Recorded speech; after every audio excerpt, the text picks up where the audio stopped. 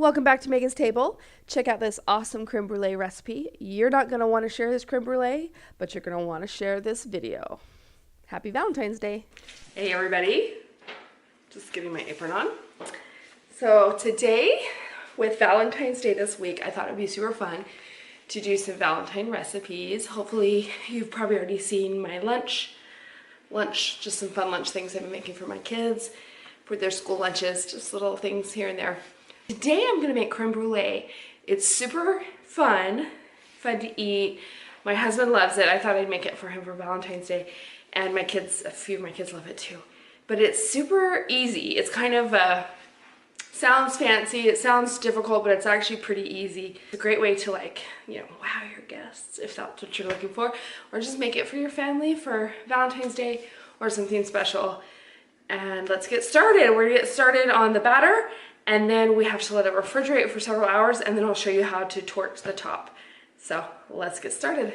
So I'm gonna preheat my oven to 325, and so to prep, I've got 6 eggs, and I'm gonna separate them.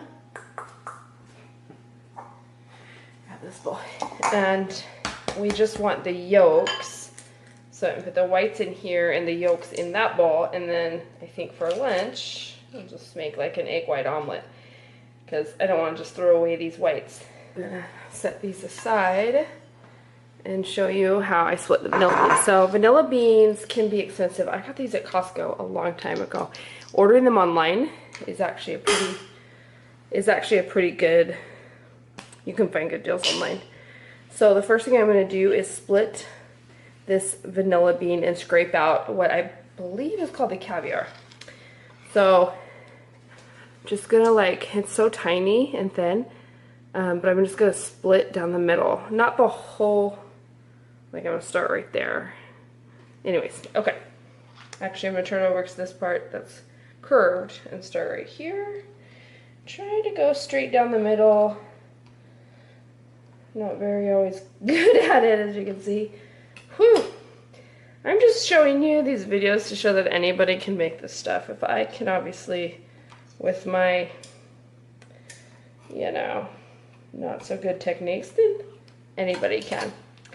So once I have it split, I'm gonna get the caviar out. I'm gonna take the dull edge of the knife and get it out.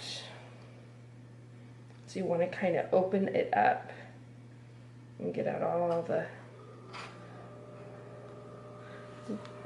vanilla bean caviar, see?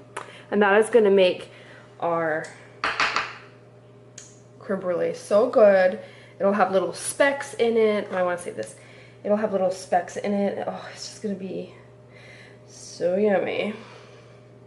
Let's start this in, and then the other side, do the same thing. Just get as much of that out as you can. See? I'm just going to set it right here for now, and then go kind of, maybe go backwards and try to get it as much out as I can. Okay, now to the stove. So I'm going to take a large saucepan. You know, you usually have a small one and a large one. I'm going to take the large one. And I have 1 quart of heavy, there you go, that's English, heavy whipping cream. And I'm gonna pour it in. My lighting is kind of bad over here because, you know,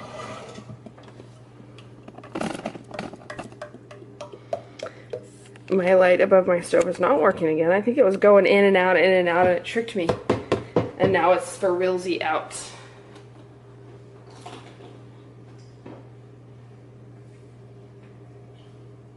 Okay, so I'm just gonna put it on medium high. Ooh, let's put it on the stove. That'd be on the burner.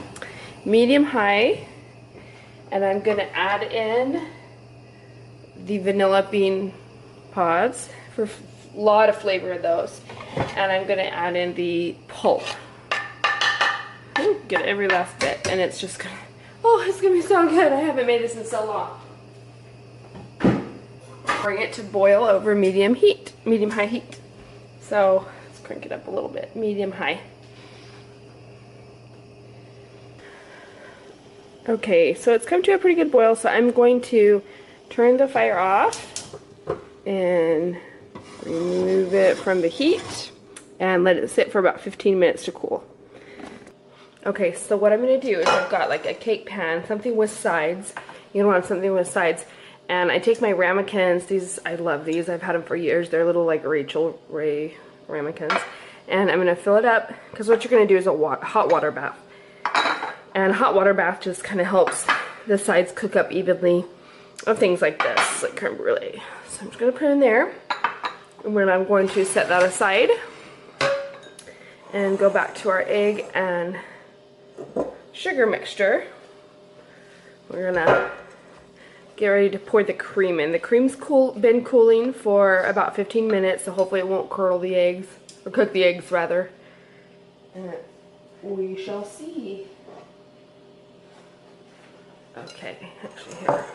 So what I'm gonna do is try to fish out the vanilla bean pods. They've done their job. They've flavored this cream and made it super flavorful. If I can find them. Oh, here's one piece. Oop, well, there you go. And there should be, oh, there we go. One more piece. Okay. Ooh, it's still pretty hot. Let's see if we could cool it a little more on the countertop, because I just had it on the stove. Okay, I think it's cooled off a bit by now, so we're just gonna slowly pour it in while we're mixing constantly, because it is still warm and you don't know, it could it could kick the eggs. No, it can cook the eggs, you know, pouring hot, obviously pouring something hot in there. So I'm just gonna start with a little bit to temper the eggs. Okay, and I'm trying to find a good way to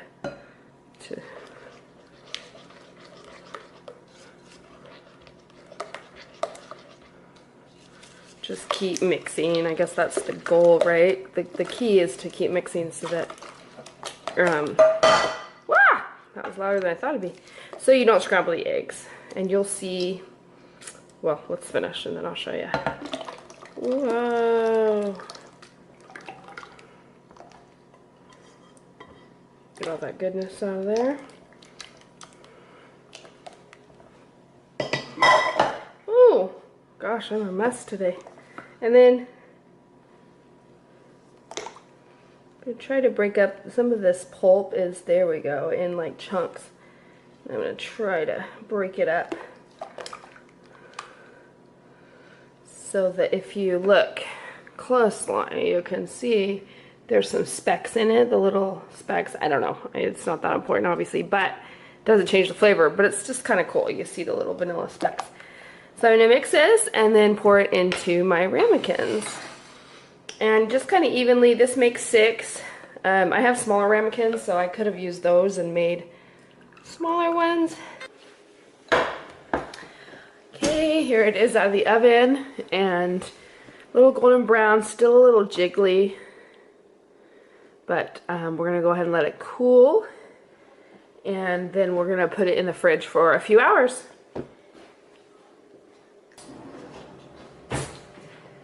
Okay, so now they've been steaming in the fridge for about 2 hours. They're nice and cold. We're going to put some sugar on them. This is vanilla sugar. I've had a vanilla bean in there, and it just kind of takes it up a notch. So it'll be really good. So I'll show you guys how I do this. I also have a kitchen torch that I think I got at like Bed Bath & Beyond. So I'll show you how I do the tops. You're going to try to spread an even layer, of sugar across the top.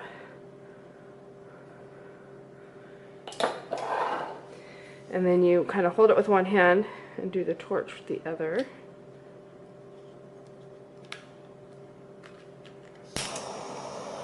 And caramelize the sugar.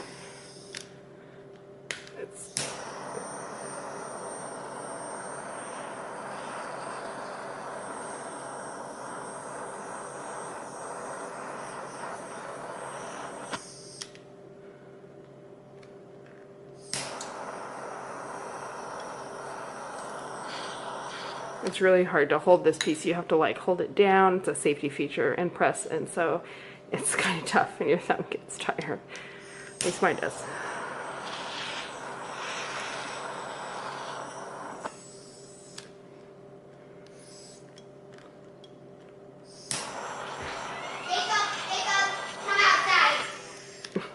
My kids are all playing outside after school, if you heard that.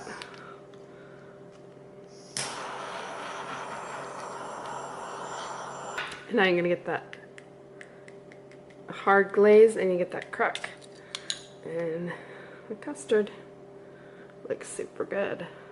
So give these a try for Valentine's Day and let me know in the comments below how it worked out for you. You can serve fresh berries on top. That is always really delicious. Some strawberry slices or blueberries, raspberries, and it'll be so good. Happy Valentine's Day.